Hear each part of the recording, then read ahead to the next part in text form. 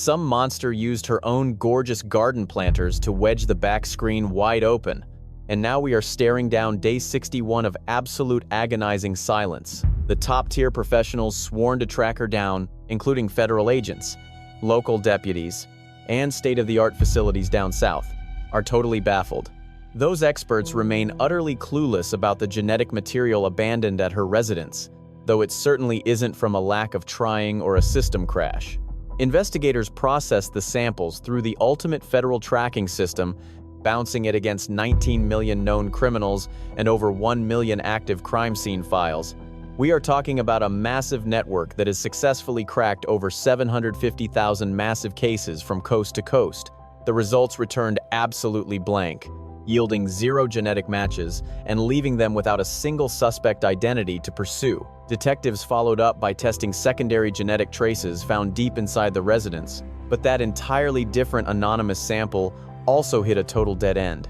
I know we have exhaustively covered the forensic side of this mystery on my platform during several previous broadcasts. Today requires a fresh perspective on the forensics, simply because a massive unanswered puzzle piece has been haunting this entire timeline since the end of March. It all started when Ashley Banfield broadcasted leaked police intel that was so shockingly granular it literally stopped me dead in my tracks. The terrifying implications of that specific clue forced me to pause my entire life and deeply process the information before sharing it with my audience. The burning mystery boils down to whether detectives actually bagged her garden planters for testing, and I swear that detail changes absolutely everything. Just hear me out.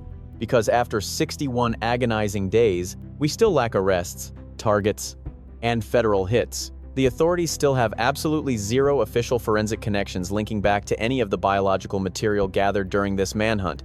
Figuring out exactly whose hands grazed the rear of Nancy Guthrie's property under the cover of darkness on February first remained an unspoken mystery until day 58, and the reality of that situation is genuinely staggering. What a seasoned 30-year tactical unit boss admitted, live on air boils down to a brief phrase that should leave all of you completely enraged.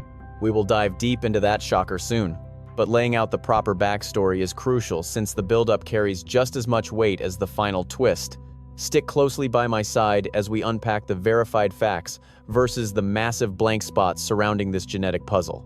We have to rewind to the very origins of the forensic trail.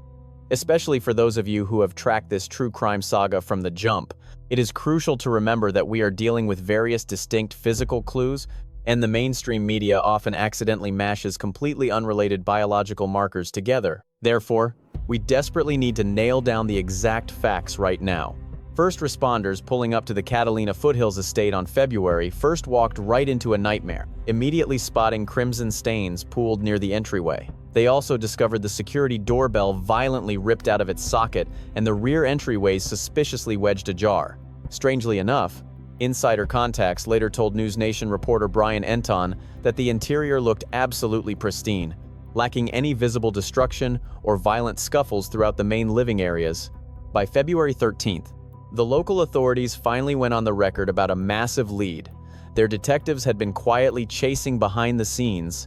Officials stated point blank that they had successfully secured biological material from the scene, and it absolutely did not originate from the victim herself. To be crystal clear, the genetic markers belonged to a total stranger, meaning detectives actively swabbed forensic evidence off the grounds that excluded both the homeowner and her entire inner circle. A fact heavily corroborated by major news outlets. There is 0 doubt that this biological evidence is real, securely bagged, and undeniably foreign to anyone supposed to be there. Law enforcement systematically ruled out every single person who had innocent interactions with her, keeping both local cops and federal agents fully looped into the discovery. Scientific facilities fired up their microscopes.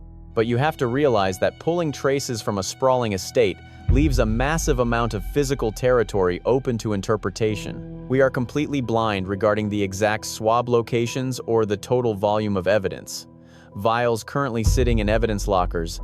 The public has no clue if we are hunting a lone phantom or a whole crew, nor do we know if these genetic fragments are even intact enough to generate solid leads. Both the county brass and the federal agents calculated every single word they released with extreme caution. Naturally, That intense bureaucratic secrecy breeds the exact type of maddening ambiguity that makes following this case from the sidelines so incredibly frustrating. Then the investigation took a wild turn, when someone stumbled upon a discarded hand covering tossed onto a street shoulder exactly 2 miles away from the target residence. Federal lab techs instantly analyzed the fabric, quickly determining it looked practically identical to the gear sported by the disguised intruder captured creeping around her porch on video. We are talking about the shadowy prowler caught stalking the perimeter. Authorities officially characterized this suspect as a standardly built guy standing between 5'9" and 5'10", lugging around a 25-liter Ozark Trail outdoor rucksack. He materialized on the security feed right at the main entrance during the dead of night on February 1st, and that discarded mitt perfectly matched his terrifying outfit. Scientists down in the Sunshine State ran the fabric through the ringer, ultimately extracting a clean genetic blueprint belonging to an unidentified man. They plugged those results directly into the national matrix and got absolute silence. A crushing reality that the top local lawman admitted straight to a major Fox News reporter. Federal representatives simultaneously validated that heartbreaking dead end to major digital news outlets before the afternoon even wrapped up. Whoever sweat into that fabric simply does not exist in the government system, which leads to a massively overlooked detail that changes the entire trajectory of this hunt. A massive bombshell just dropped genetic material on that glove completely missed, matching the evidence from NY's residents. Leaving 2 distinct mysteries, we face 2 entirely different puzzles, meaning the suspect bleeding inside the residence might be completely unrelated to whoever dropped genetic material on that glove outside. This crucial detail changes absolutely everything, suggesting detectives might actually be hunting down multiple unidentified suspects. Consequently, successfully cracking just a single piece of this forensic puzzle might not close the case.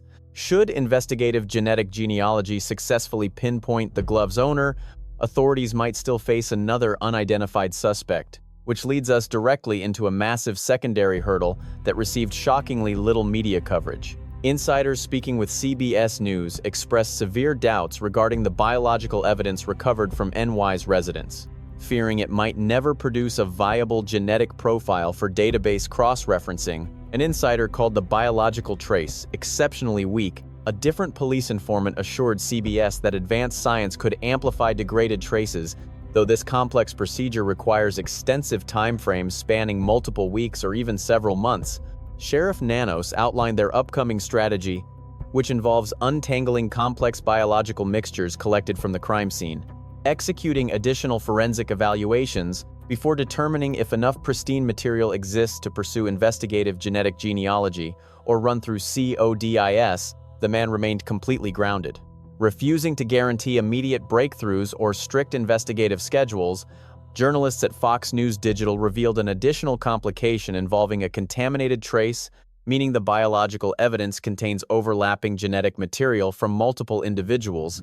Facing a complex genetic overlap requires technicians to carefully isolate individual profiles before running any database comparisons whatsoever. Depending heavily on the mixture's intricacy, this specific isolation phase at a Florida facility frequently consumes countless weeks or months. The sheriff personally confirmed this reality during an earlier NBC broadcast. Untangling complicated genetic mixtures might require weeks, months, or an entire 12 months to complete, which is agonizing since Nancy vanished exactly 61 days ago.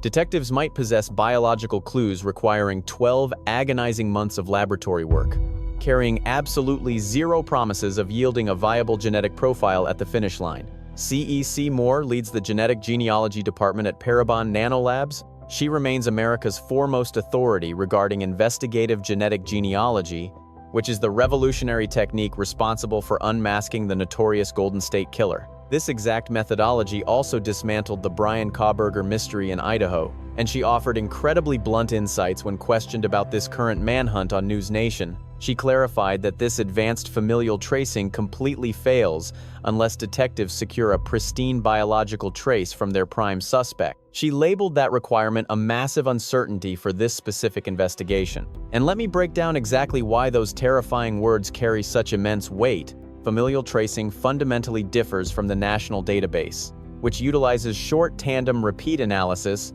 The The traditional method cross-references 20 specific genetic indicators against the government registry to secure an identical hit if the offender lacks a prior criminal record in a jurisdiction mandating biological submissions. The system crashes into a brick wall, meaning absolutely zero identical hits will surface. Advanced tracing uses single nucleotide polymorphism sequencing, called SNP analysis.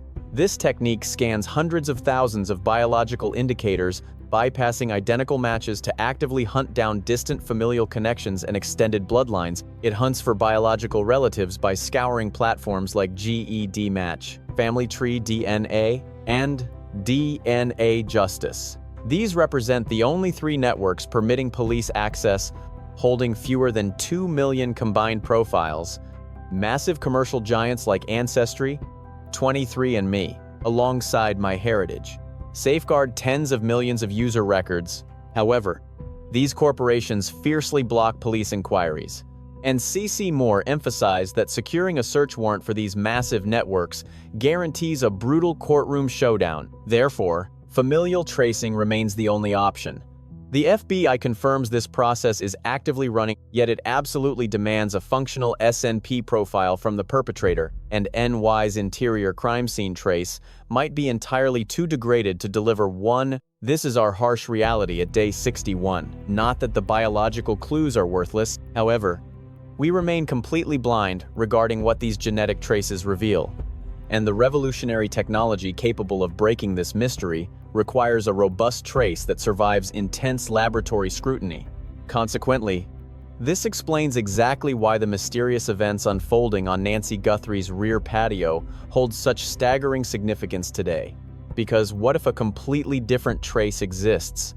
Imagine if crucial genetic evidence remains abandoned on that rear terrace, completely ignored, completely untested, and potentially never even bagged since that fateful evening occurred. Comprehending the genuine capabilities of familial tracing in these specific mysteries remains absolutely essential to grasp, considering the entire manhunt inevitably hinges on this precise science, which heavily magnifies the profoundly disastrous consequences of abandoning any uncollected forensic clues. Whenever detectives process biological evidence through the National Registry without securing a match, it hardly renders those genetic clues completely worthless. It merely signifies missing database results. This failure reflects an absence of identical hits among individuals previously entangled with law enforcement, specifically targeting citizens previously incarcerated, detained, and legally mandated to provide biological samples under strict government statutes. Striking out within the federal network exclusively proves this suspect previously avoided any serious legal trouble that would have forcefully extracted their biological signature. It absolutely never guarantees this perpetrator will remain completely unidentifiable. Genetic tracking is our absolute ultimate weapon in these dark times. But let's be totally real. This science isn't some flawless magic trick. You absolutely need a pristine specimen, meaning substantial biological evidence that remains well preserved enough to yield a complete genetic blueprint. Furthermore, investigators must desperately hope that a family member connected to the perpetrator, regardless of their relation, has willingly shared their genetic footprint with one of the mere 3 registries currently available to police departments. Whenever these prerequisites fall short, the genealogical tracing simply hits a massive roadblock rather than facing total defeat. Detectives might just have to hold out for fresh submissions or count on future scientific breakthroughs to enhance fragmented evidence. However, when an 84-year-old lady vanishes without a single trace for 61 agonizing days, patience entirely goes out the window. That explains why securing a completely flawless and untainted biological trace feels so incredibly urgent right this second. It isn't just theoretical, but rather a critical race against the clock as the harsh Arizona climate continuously destroys any leftover physical clues. Should the indoor genetic traces prove too weak or heavily contaminated to build a solid profile, detectives must find an alternative angle. Assuming the glove swabbing sent to the National Registry yields nothing and fails to produce ancestral leads, authorities are essentially back to square one. Yet, imagine if an alternate trail existed, such as biological traces left behind on those specific patio planters, or smeared across the rear fence, the mesh entrance, or literally any area that reporters claim the perpetrator deliberately touched. And what if the crime scene unit completely neglected to gather those crucial swabs? Then the greatest shot at solving this mystery slipped away 61 days ago. That heavy reality gives those 3 specific words their terrifying power today. Allow me to break down the exact bombshells dropped during the Drop Dead Serious broadcast on day 58 of this desperate hunt. This episode officially aired on March 31st, 2026. Before diving deep, we absolutely must address the origin of these claims, because transparency remains completely crucial here. The journalist credited several police insiders for this information, though neither the local sheriff nor federal agents have officially confirmed a single thing. To this moment, local deputies absolutely refuse to publicly validate anything regarding those specific garden containers. As per our usual standard, we clarify the origin of these claims. Remember, the host remains a legitimate reporter, so this isn't just internet gossip. Several independent informants actually backed up the precise details she confidently shared with her captivated audience. Therefore, we approach this as unverified but credible journalism, explicitly stating that these are merely allegations from her contacts. We also highlight this distinction visually so viewers can confidently draw their own conclusions about the validity of these wild claims. Having cleared that up, let's look at her findings. The victim's rear entrances weren't merely unlocked, as insider leaks suggest a much darker truth. Someone intentionally kept them ajar. Both the outer mesh barrier and the thick wooden entry leading inside stood completely wedged apart, not just slightly cracked or unhooked, but shoved entirely out of the way. The broadcaster noted how this specific rear access point features a double barrier combining an exterior screen with a sturdy internal barricade. Her police contacts revealed that detectives found both pathways totally blocked open upon arrival. Chillingly, the intruder used the homeowner's personal planters to do it. We are talking about the very ornaments she displayed outside. The suspect bypassed random rocks or patio furniture to grab these exact items. These beautiful garden pieces required someone to physically grasp, carry, and carefully wedge them into their designated spots. Such smooth textures act like absolute magnets for fingerprints or skin cells, easily trapping a criminal's biological signature under ideal conditions. The host phrased this carefully, implying her informants were tracking a highly organized predator who planned every single calculated move. This terrifying individual unlatched the exterior mesh and specifically blocked it with a heavy ceramic container. Furthermore, the attacker grabbed more of those lovely garden features to confidently wedge the rear fence wide open. Insiders insist the exact same culprit forced the yard entrance completely clear using an identical method, painting a truly sinister picture beyond just the entryways. The criminal engineered a completely unobstructed highway leading straight from the public road right into her cooking area. You are looking at a deeply calculating mind here. This intruder certainly did not act on a sudden, chaotic impulse. The suspect literally rehearsed the sequence, thoroughly surveyed the yard layout, and figured out exactly how to secure a flawless escape route. Those garden containers ceased being pretty ornaments that night. They became tactical instruments. And the subsequent insider leak reveals something even more terrifying. The property's surveillance network and security floodlights were systematically shattered to pieces, absolutely obliterated. Correct. After all, the chilling footage clearly showed those broken fixtures just swinging helplessly in the evening breeze. Viewers noticed several shattered security bulbs dangling near the secondary exit leading toward the shed area. And this wasn't an isolated bulb, but several, long before attacking the homeowner. The predator stalked the rear perimeter to systematically dismantle the entire digital security grid, plunging the space into darkness and guaranteeing zero footage would ever exist to document the impending nightmare at that rear threshold. Make no mistake, this predator mapped out every single security lens. They invested serious hours scouting the grounds, hunting down each piece of hidden technology, and systematically neutralizing those digital eyes. Stumbling around in the dark was never part of their agenda. They executed a thoroughly practiced surveillance operation. A prominent journalist explained the chilling scenario like this. This predator obsessively shadowed his victim while continuously stalking her residence, desperately hunting for any vulnerable unbolted entryways, and pinpointing the exact light fixtures he needed to completely obliterate for absolute darkness. He ruthlessly hunted for any completely unbolted rear access point. He pinpointed bulbs to destroy, thoroughly charting the grounds long before launching the kidnapping. According to well-placed insiders who shared these grim details, assuming those insider details hold up, The trespasser creeping through her backyard fully understood the fundamental rules of modern forensic science. Their calculated strategy involved total preparation and the ruthless destruction of video monitors, yet wiping out a digital trail completely fails to erase the ultimate silent witness. Tangible objects. Lenses might capture motion, but biological traces remain completely blind to technology.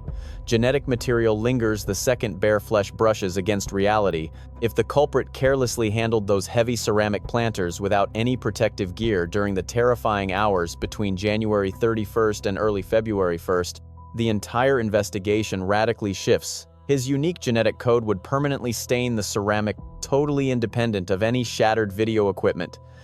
Handwear usage remains the ultimate mystery. Allow me to state my next point with absolute surgical precision, so nothing gets misinterpreted.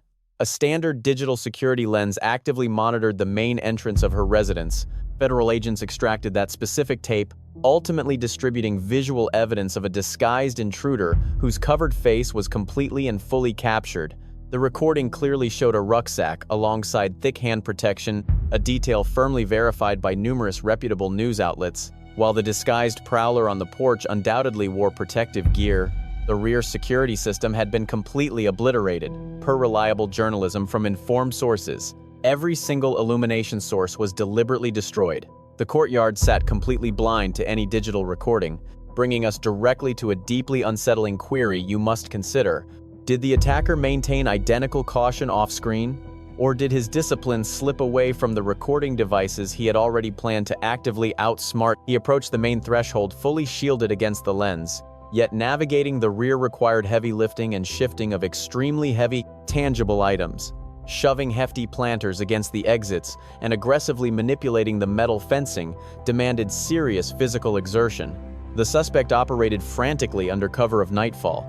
Falsely comforted by an assumed lack of monitoring equipment, can we confidently assume his fingers remained covered throughout the ordeal, or did he impulsively shed those restrictive layers? Perhaps the false sense of privacy lured him into complacency, or the sheer clumsiness of thick fabric forced him to bare his skin while operating blindly. Operating on pure adrenaline, the mastermind might have committed the fatal, sloppy blunder that typical perfectionists inevitably make under extreme duress. Understand that this remains pure logical deduction rather than established fact. Authorities have released absolutely zero official data concerning his specific attire while lurking around the rear perimeter of the estate. Yet the inquiry carries massive weight. Imagine if those ceramic containers harbor his genetic code without ever being swabbed by investigators. In that scenario, the horrifying anecdote reported by journalists suddenly transforms into the most vital, unexamined piece of evidence in this entire mystery, completely ignored by official statements. Allow me to reiterate, should the culprit have gripped that pottery skin to clay, without detectives actually securing them for the forensic laboratory, disaster strikes. The kidnapper's unique biological signature could currently be resting completely untouched on her rear terrace this very second. 61 agonizing days later, that vital fluid is slowly burning away under the desert heat, which is a terrifying reality, not theatrical exaggeration. Hard scientific truth dictates that a shifting strategy, crimson stains, and panicked movements ultimately converged right at the front entrance.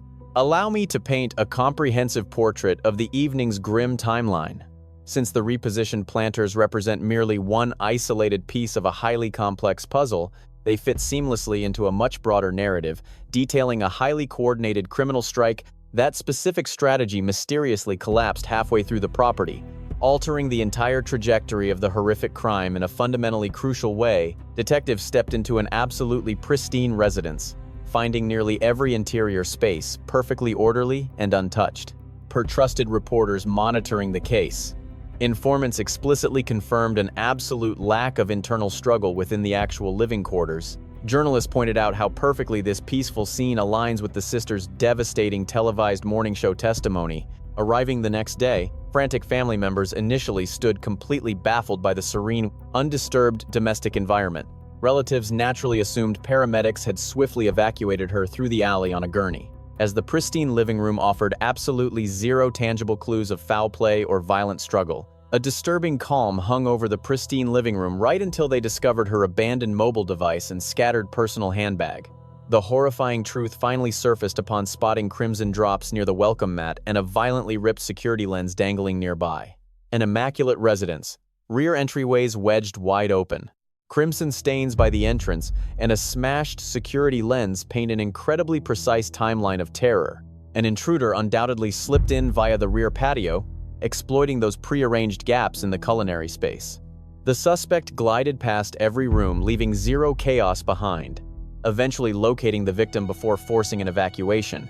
According to a heavily stressed hypothesis pieced together from confidential inside informants, the attacker initially intended to vanish out the very same rear sliders they arrived through. They meant to slip past the rigged fencing, avoiding public roads entirely. The goal was entirely dodging surviving surveillance lenses and steering clear of any angles visible to passing motorists or pedestrians. However, a crucial revelation shared by the victim's daughter throws a massive wrench into that presumed getaway scheme. Even under perfect conditions, reaching the postal drop was a struggle, and such positive moments were incredibly rare. At 84 years of age, agonizing spinal issues had drastically restricted the elderly woman's ability to move around. Nobody could realistically force her to trek across an unlit lawn or navigate a restrictive wooden boundary barrier. Trekking over rough ground toward a parked getaway ride was impossible, prompting reporters to question the suspect's foresight. Was the perpetrator relying on a badly miscalculated escape chart that presumed his hostage possessed far more physical endurance? Perhaps the invader assumed he could escort her on foot, only to discover midway through the abduction that a rear departure was physically impossible for her. The undeniable crimson evidence sits right by the main entryway, regardless of the specific altercation or violent clash that left those dark stains behind. The nightmare unfolded squarely on the front porch. This was the exact threshold where the surveillance lens was smashed, marking a frantic deviation from the assailant's primary getaway strategy. Sudden tactical shifts always invite massive peril for any criminal. When flawless preparations fall apart and force blind improvisation amid the shadowy tension, an offender invariably commits unscripted, highly careless errors.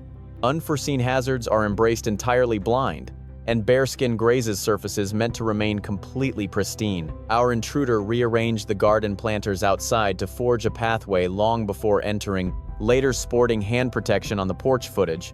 Yet those botanical containers belonged to the rear yard, a completely blind spot.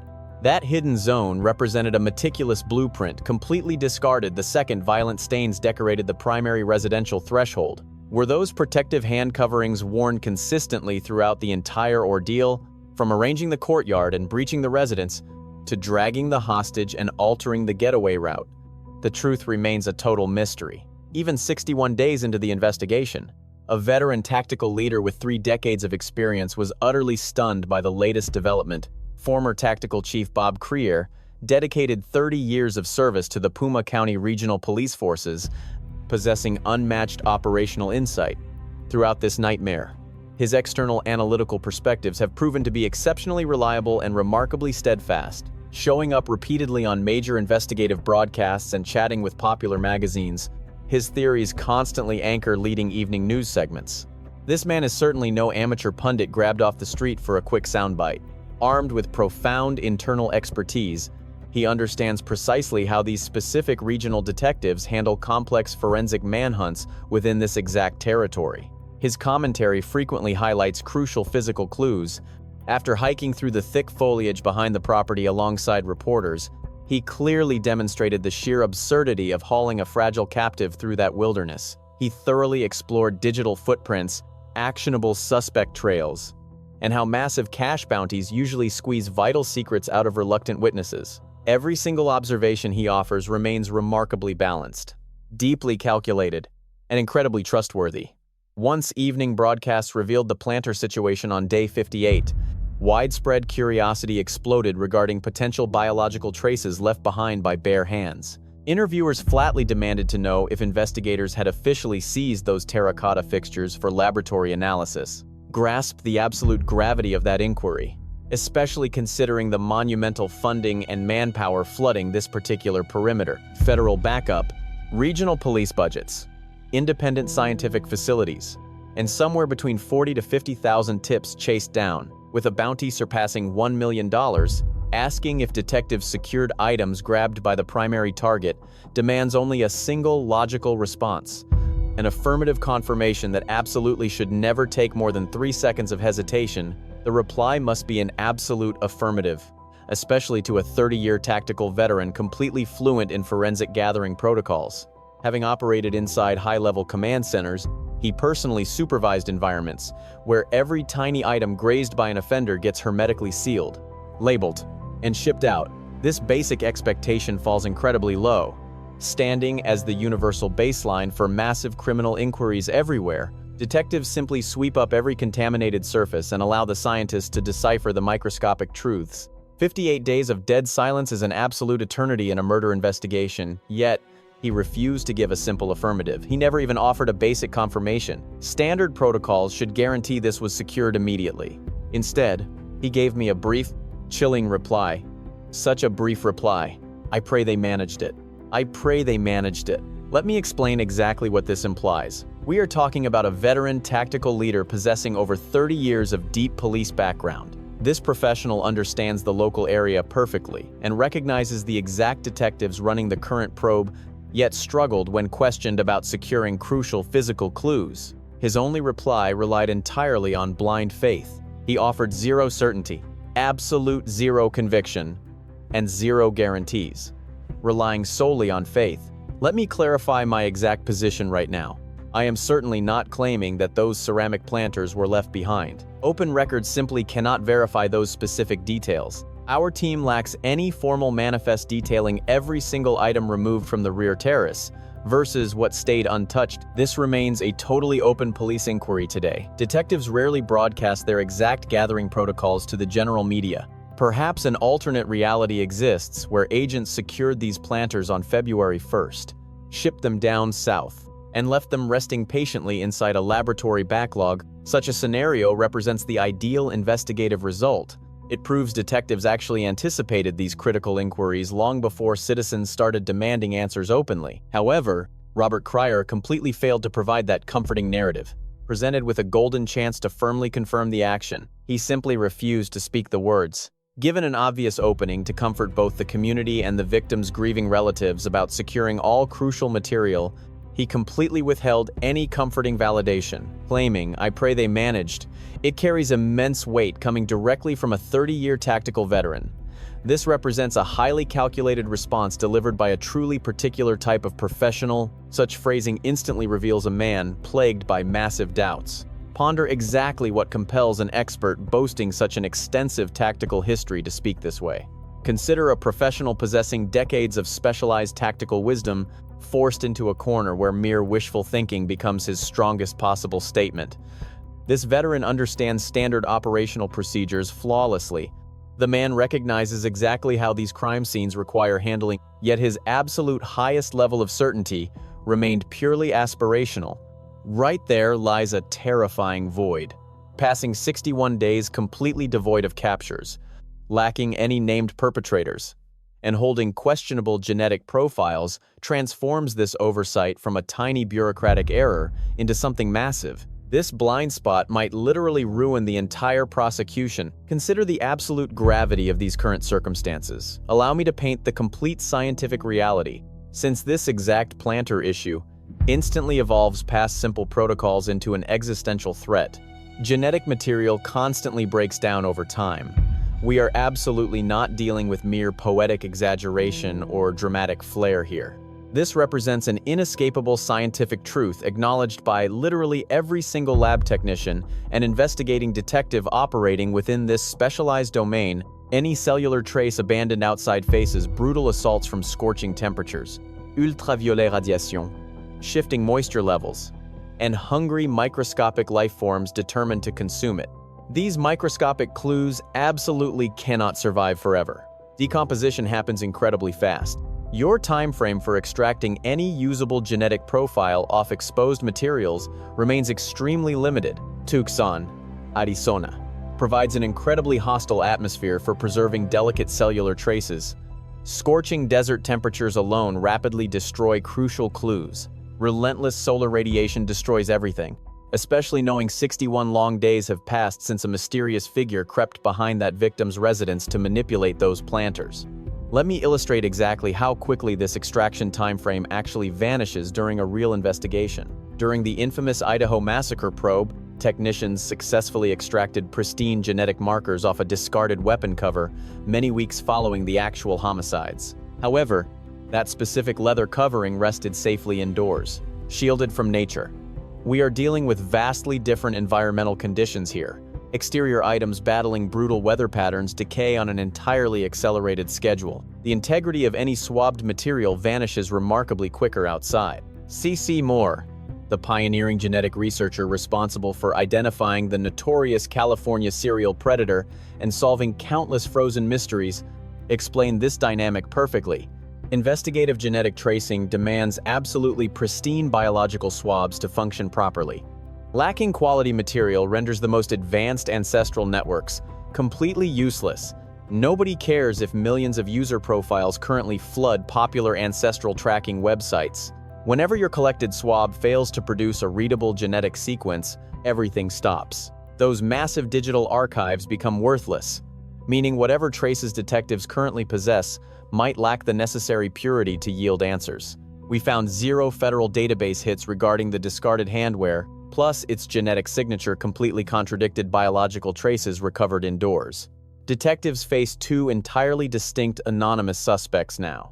Those interior biological traces likely contain heavily degraded or blended markers, requiring extensive laboratory time to untangle properly.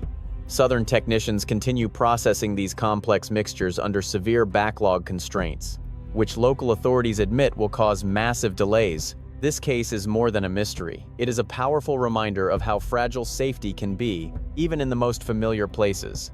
An ordinary home, a quiet routine, and a life built on simple comforts can be disrupted in a single moment.